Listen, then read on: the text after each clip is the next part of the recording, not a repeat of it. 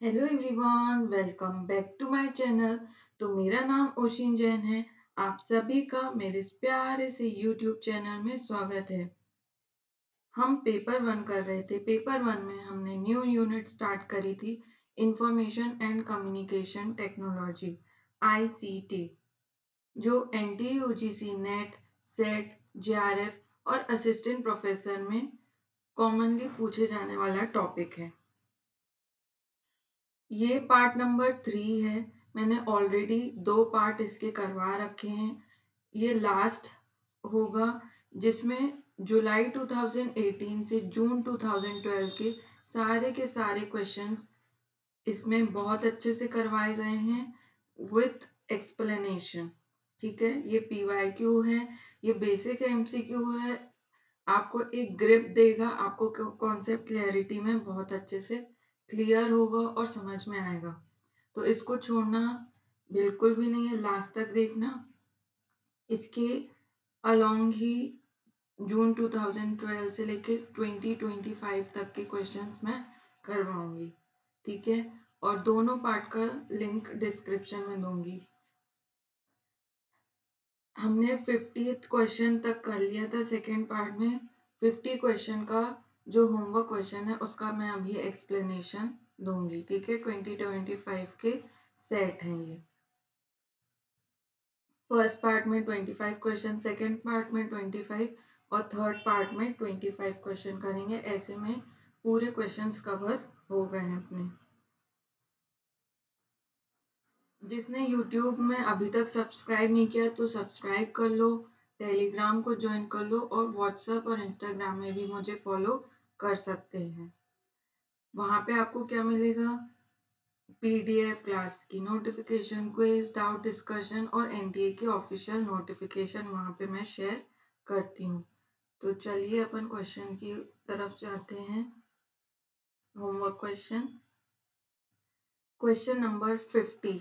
ये सबके लिए होमवर्क था, जिसको नहीं बना है उसको मैं एक्सप्लेन करती हूँ। ठीक है, identify the IP address from the following.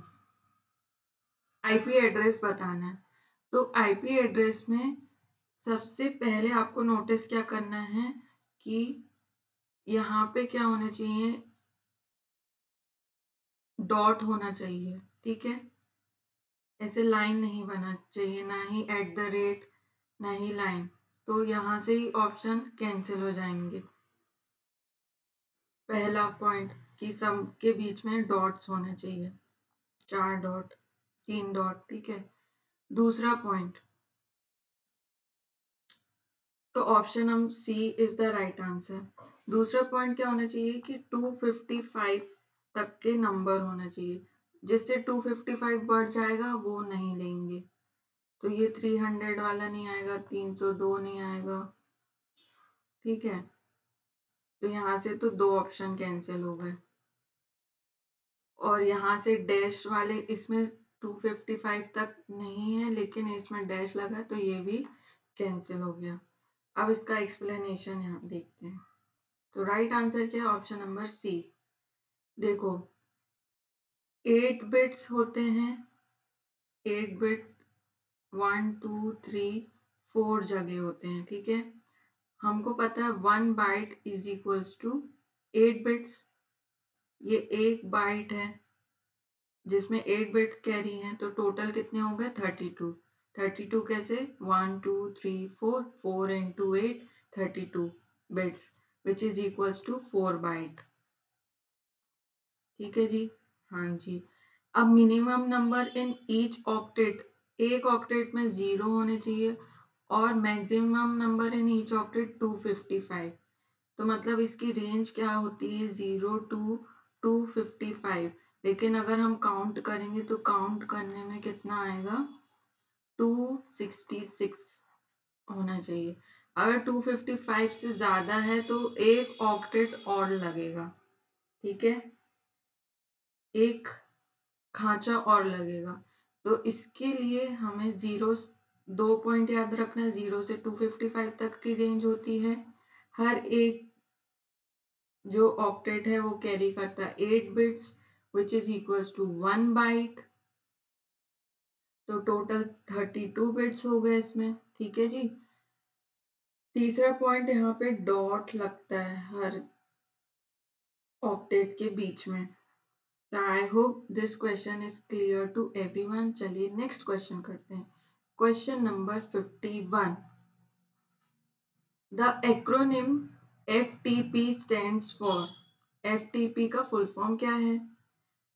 Option A file transfer protocol, option B fast transfer protocol, file tracking protocol, option D file transfer procedure. तो राइट आंसर क्या है? Option A file transfer protocol is the right answer. चलिए next question. Question number 52। Which one of the following is not a image और N graphic file format? ठीक है, कौन सा graphic file format नहीं है या इमेज फॉर्मेट फाइल फॉर्मेट नहीं है? तो PNG इमेज फॉर्मेट है, GIF इमेज फॉर्मेट है और BMP इमेज फॉर्मेट है। ठीक है, लेकिन GUI नहीं है। GUI का क्या मतलब होता है? Graphic user interface. Graphic user interface. ठीक है, इसका एक्सप्लेनेशन देख लेते हैं अपन। GUI, PNG का full form portable network graphics. GIF का ग्राफिक यूजर इंटरफेस। हाँ, और ये क्या है? ग्राफिक इंटरचेंज फॉर्मेट, GIF का। ठीक है, BMP बिटमैप इमेज फाइल। और ऑड वन आउट क्या है इसमें? GUI, graphical user interface. ठीक है, ग्राफिक नहीं है, ग्राफिकल यूजर इंटरफेस है। ग्राफिकल यूजर इंटरफेस, इसका मतलब क्या होता है? Graphical user interface works by allowing user to interact with a program or website through visual elements that appear on the screen.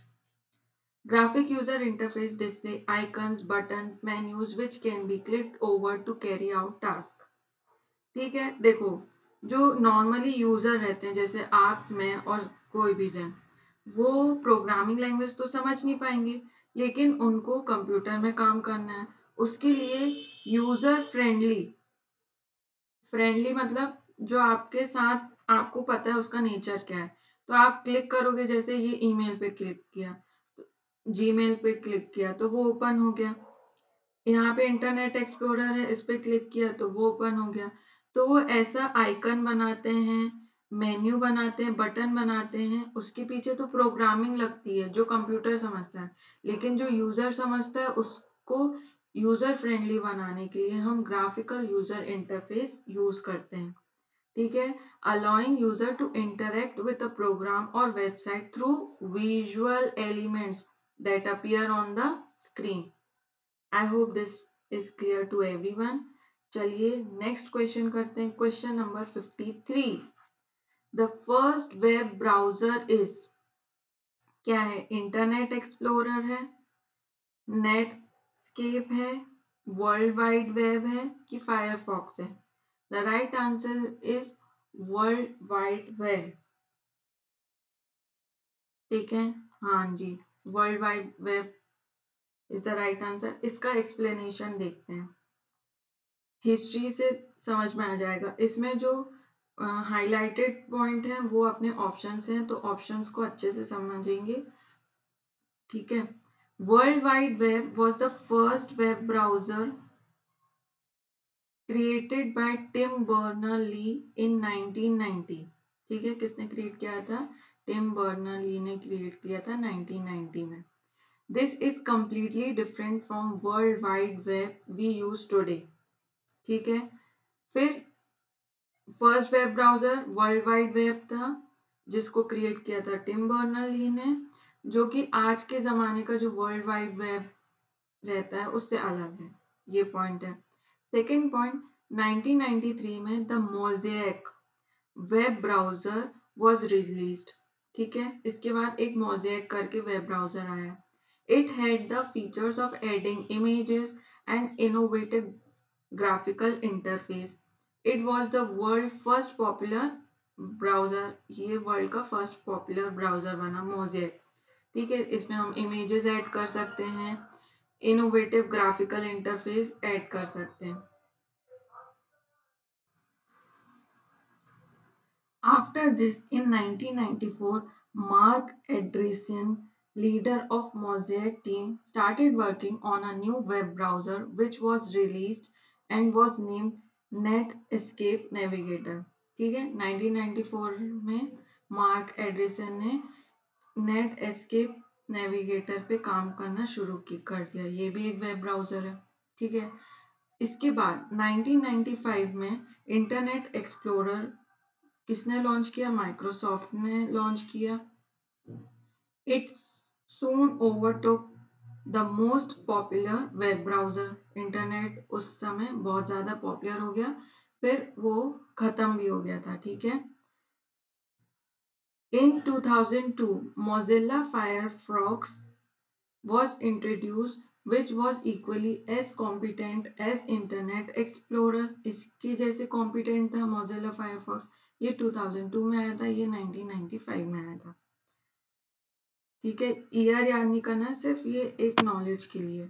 Apple to launch a web browser in the year 2003 ने Apple launch किया था web browser. ठीक है, सिर्फ Apple के लिए, जो कि क्या है, नाम उसका सफारी।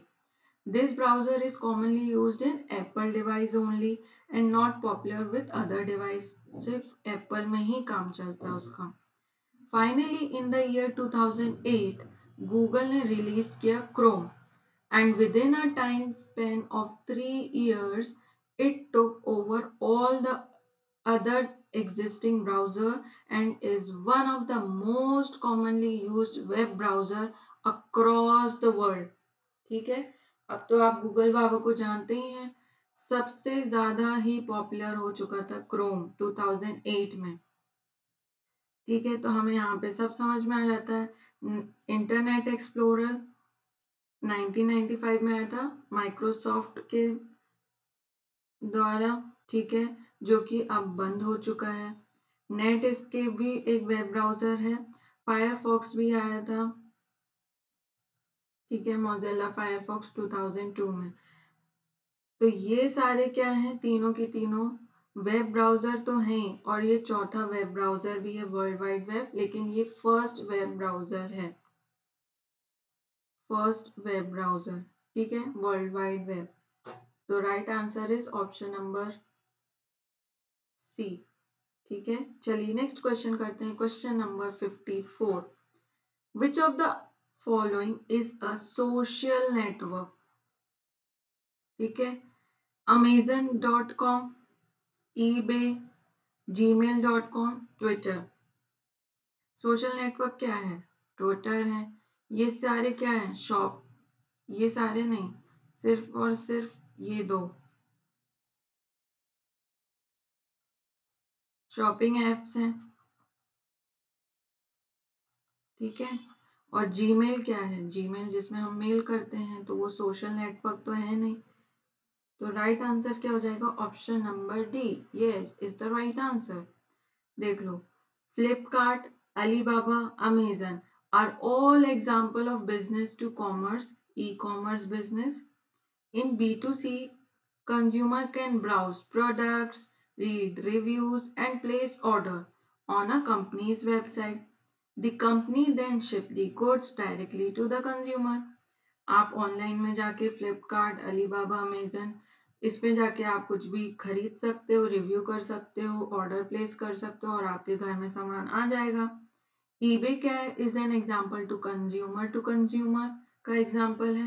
ठीक है, eBay is a California based international e commerce corporation.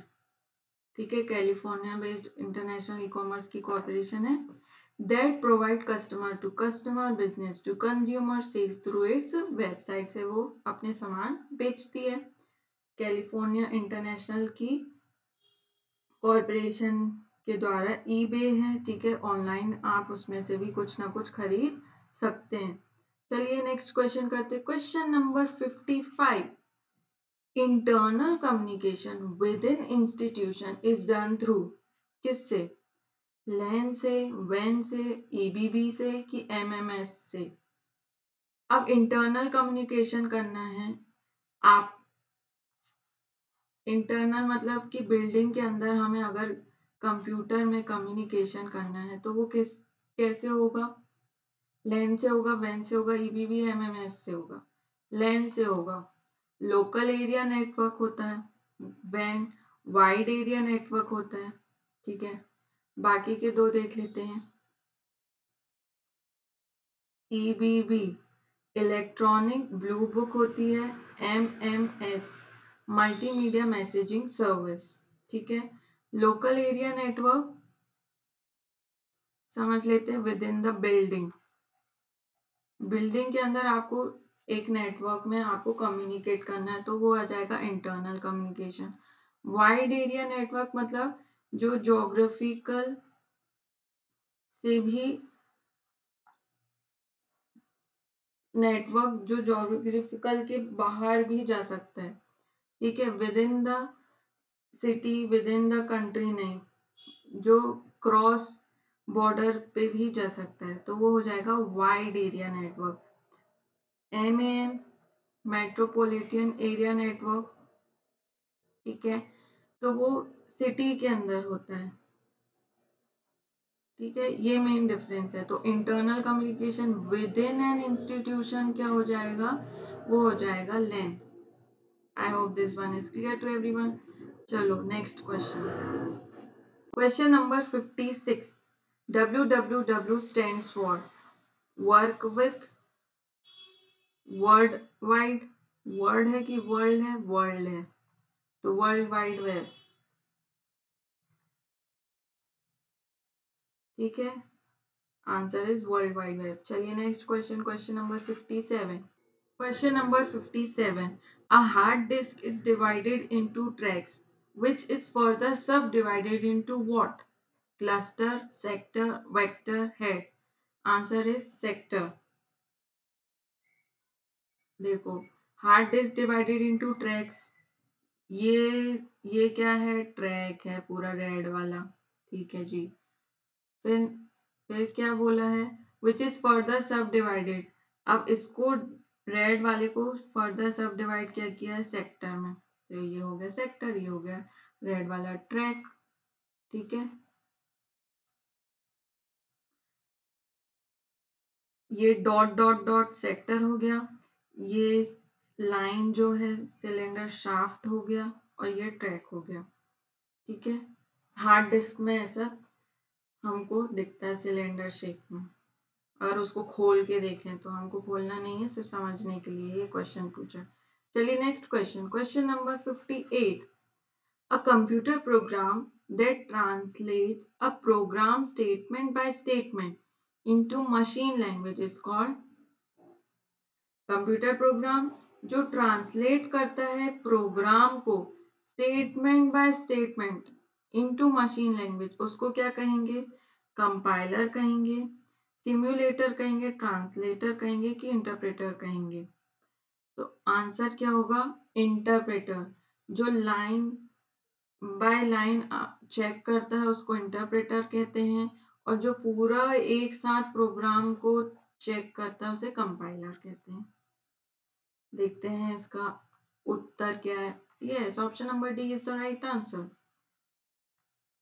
N interpreter translate one statement at a time from a program code into machine code. ठीक है, वहीं पे a compiler scans the complete program, scan करता है complete program को और translate करता है इट इनटू मशीन कोड, उसे हम कंपाइलर कहेंगे। I hope this question is clear to everyone. चलिए next question, question number 59। A gigabyte is equal to, ठीक है, तो हमको तो पता है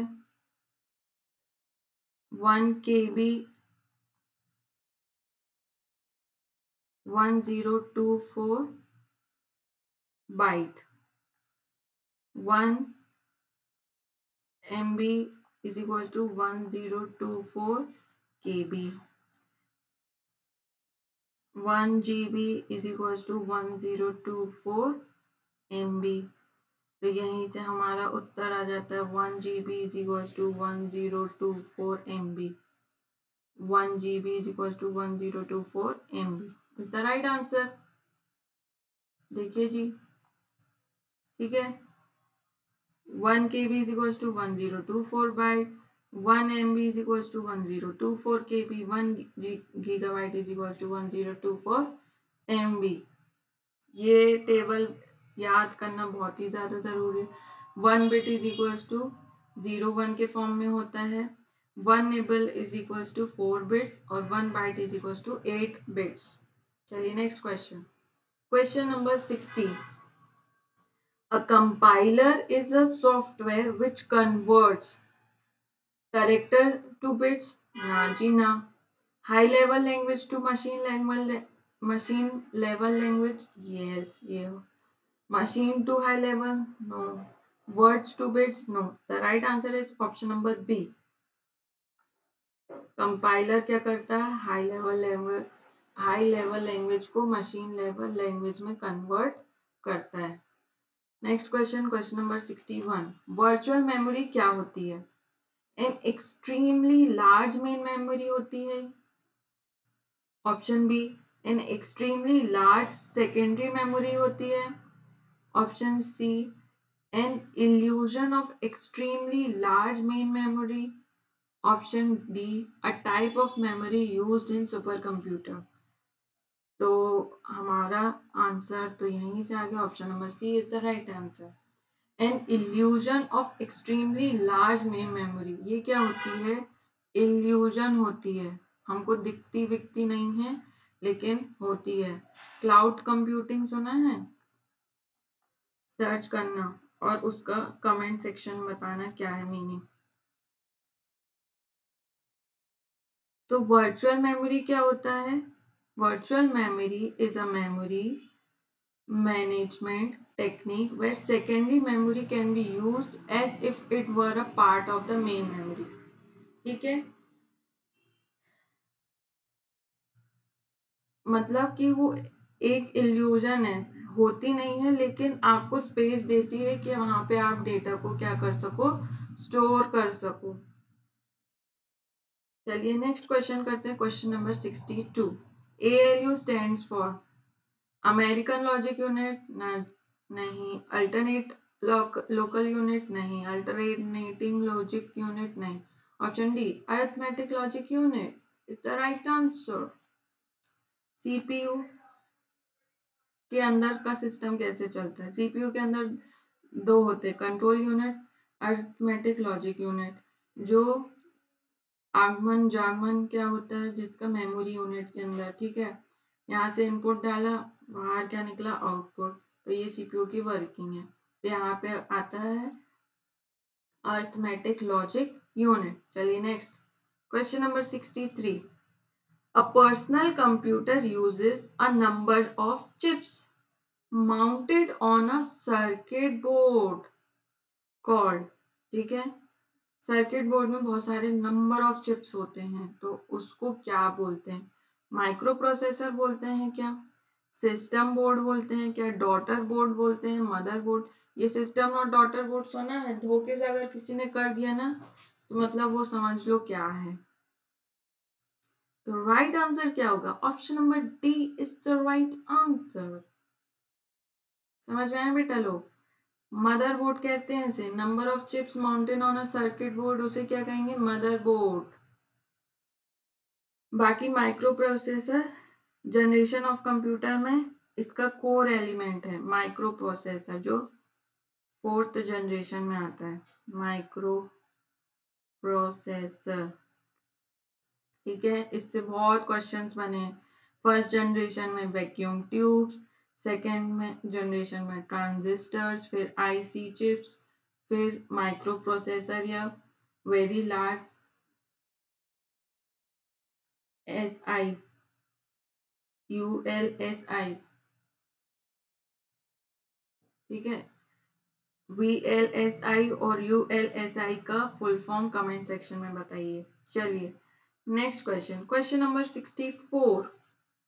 computer virus is a hardware. Virus क्या है? हार्डवेयर है जो आपको दिख जाएगा सामने? ना जी ना। बैक्टीरिया है? बिल्कुल भी नहीं। सॉफ्टवेयर है? हाँ। नन ऑफ द अबव तो है ही नहीं। आंसर क्या हो गया? Option number C is the right answer. चलिए next question, question number 65। Which one of the following is correct? ठीक है, मैं इसको अच्छे से एक्सप्लेन करूंगी क्योंकि इसका बड़ा रूप के क्वेश्चन 2025 में आए हैं। ठीक है, तो पहले तो हम इसको कैसे सॉल्व करेंगे। 17 डेसिमल है, इसको कन्वर्ट करना है हमें बाइनरी में। ठीक है, तो मैंने बताया था 1 का डबल 2 का डबल 4 का डबल 8 का डबल 16 का डबल 32। ठीक है, 16 32 नहीं लेंगे, 16 लेंगे, 16 प्लस 1 17। यहीं से आंसर आ गया 10001।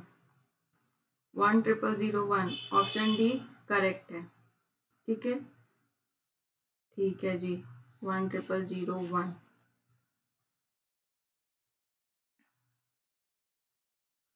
देखो आ गया आंसर। अब मैं सारा एक्सप्लेन करूंगी। ठीक है,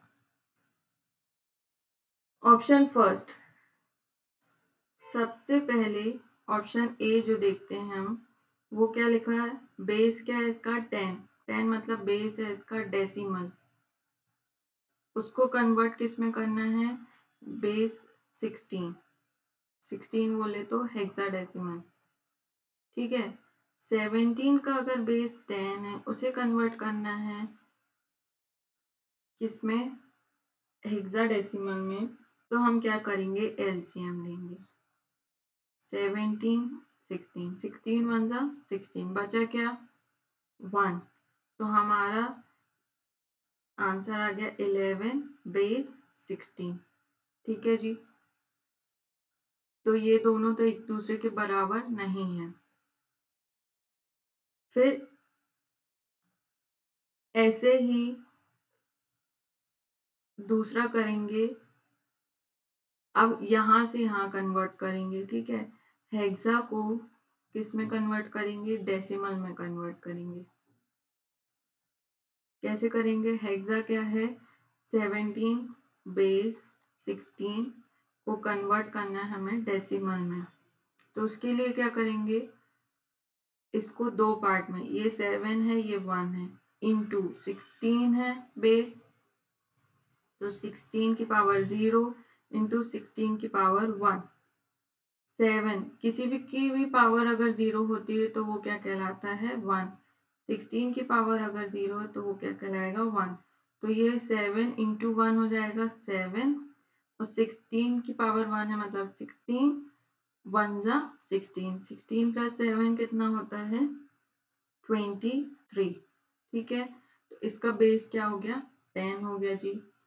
यहाँ तक सबको क्लियर है? हाँ जी। अब करते हैं ऑप्शन नंबर 2, बी वाला पार्ट। बी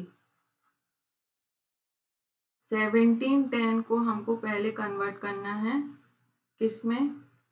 ऑक्टल में। डेसिमल को कन्वर्ट करना है ऑक्टल में। तो क्या करेंगे? 17 8 8 2 जा 16, बचा 1 रिमाइंडर, फिर 8 0 से 0 बचा 1 रिमाइंडर। तो इसको कैसे लिखेंगे? 0 1 एंड 1। ये हो गया 8। 17 10 को कन्वर्ट किया हमने ऑक्टल में।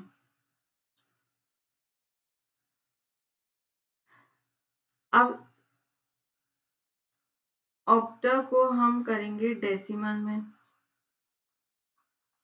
तो उसके लिए 17 है हमारा बेस 8।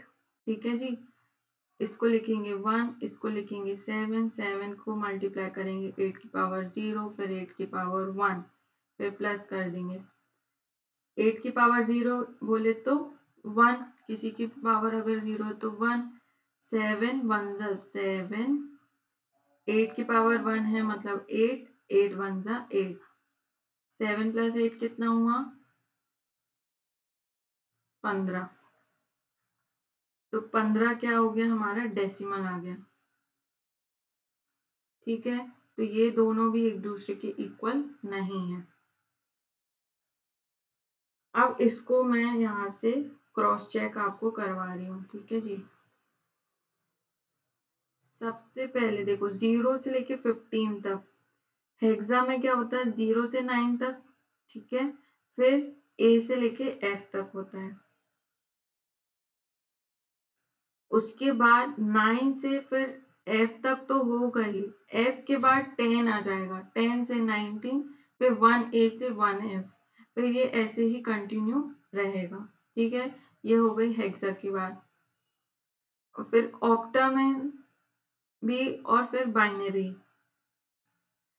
ये क्या है, decimal to multiple base conversion table है। इसमें मैंने डेसिमल 17 का देखना था हमें, बेस 10। ठीक है, 17 बेस 10, तो ये है 17 बेस 10। ठीक है, अब इसमें हेक्सा में क्या आ जाएगा 11 0 2 1। देखें अपन अपना आंसर सही आ रहा है कि नहीं। 11 और ये 0 2 1 है, ये 2 है ना, 2 रिमाइंडर बचा है, 0 2 1। ठीक है जी, तो दोनों आंसर आ गए अपने। ये तो 17 का हो गया। अब दूसरा क्या देखना है कि 17 को हमने हेक्सा को डेसिमल में कन्वर्ट किया तो उसका आंसर 23 आया, और फिर ऑक्टा के 017 को कन्वर्ट किया तो उसका आंसर 15 आया। ठीक है, देखो 15 ऑक्टा का आया और 23 हेक्सा का 17 का आया। ठीक है जी, ये देखो 17 23, 17 15, 17 23 और ये 17 का 15। ठीक है, ये मैंने डिटेल में बताया, इसकी अगर आप प्रैक्टिस करोगे तो बहुत आसानी से हो जाएगा। ठीक है, आपको अच्छे से समझाने के लिए मैंने सारे ऑप्शन को एक्सप्लेन किया, क्योंकि 2025 में इससे बड़े लेवल के क्वेश्चंस आए हैं, ये तो बेसिक है। आई होप अब आप इस कॉन्सेप्ट को बिल्कुल नहीं भूलेंगे। चलिए नेक्स्ट क्वेश्चन करते हैं, question number 66। The file extension of MS Word document in Office 2007 is, ठीक है, .doc होगा कि .docx होगा, तो इसका आंसर क्या है .docx।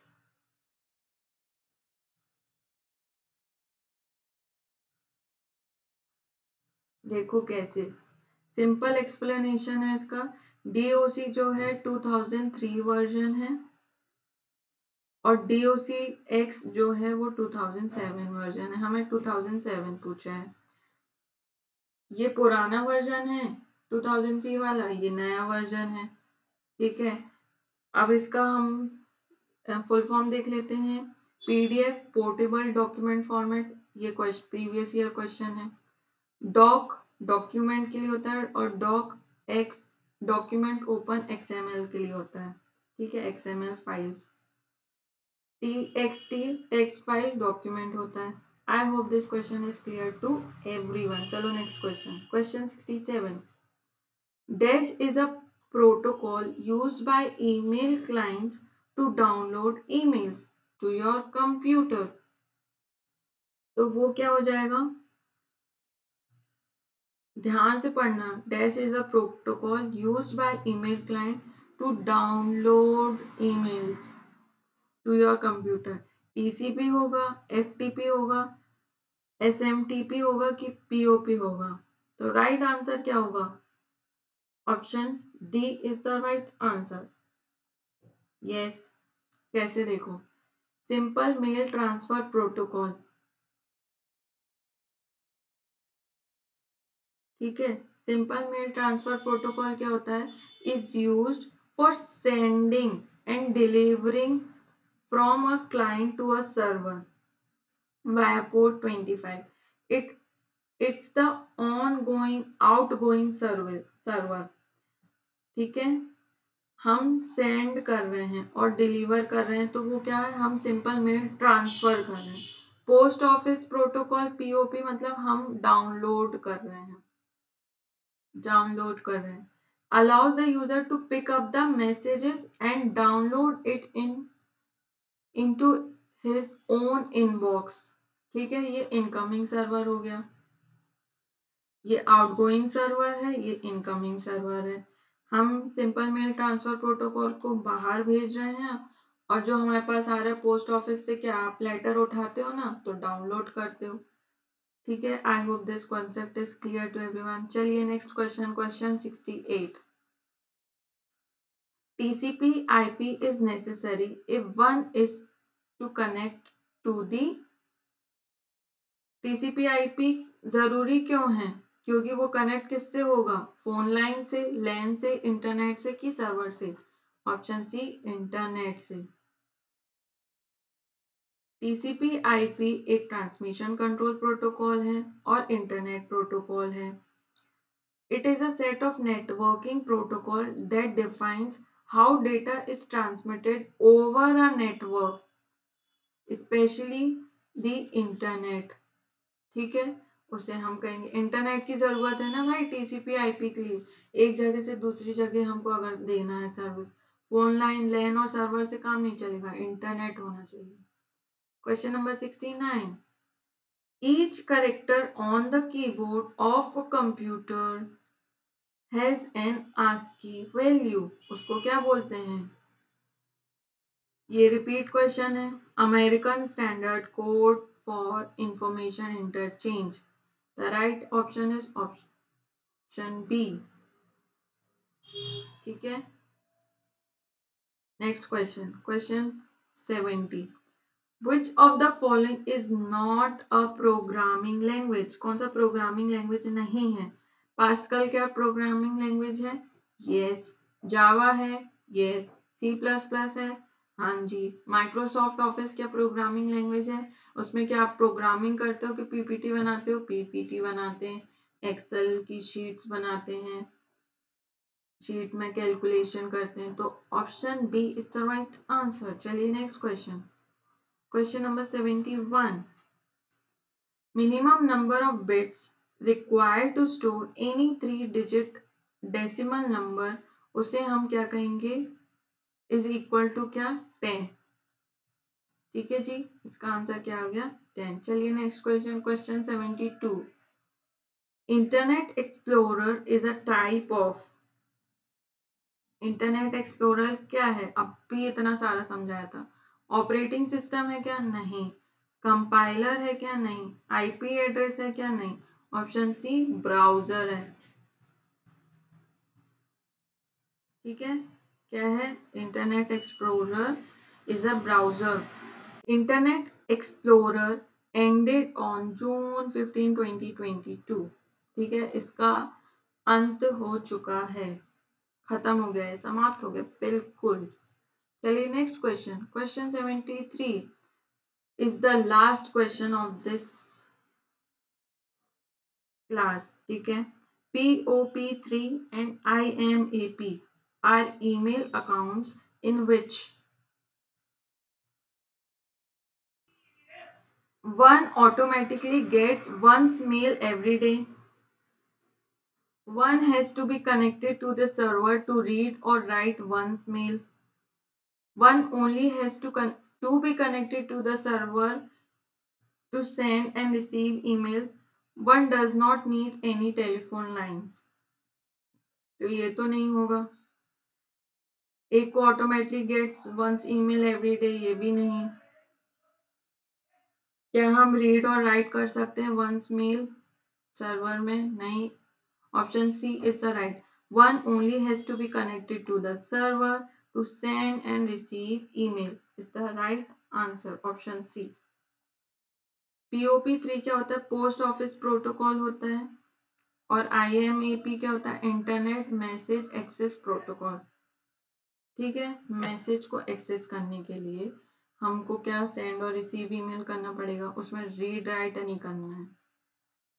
तो option C is the right answer. ये था लास्ट क्वेश्चन इस क्लास का. हमने जुलाई 2018 से जून 2012 के सारे क्वेश्चंस कर चुके हैं. ठीक है. आपको क्या करना है? वीडियो को पॉज करना है, क्वेश्चन को सॉल्व करना है, रीड करना है और फिर अपनी कॉपी में लिखते जाना है. और आपका क्या स्कोर रहेगा उसको आपको शेयर करना है. ठीक है. इसी के साथ कैसा लगा वीडियो लाइक करना, दोस्तों के साथ शेयर करना, कमेंट में बताना कि आपके स्कोर क्या रहे हैं और जो क्वेश्चंस मैंने पूछे हैं उसको कमेंट में ज़रूर बताना. और जिसने अभी तक सब्सक्राइब नहीं किया सब्सक्राइब कर लो. मिलते हैं हम नेक्स्ट वीडियो में. Till then take care. Bye bye everybody.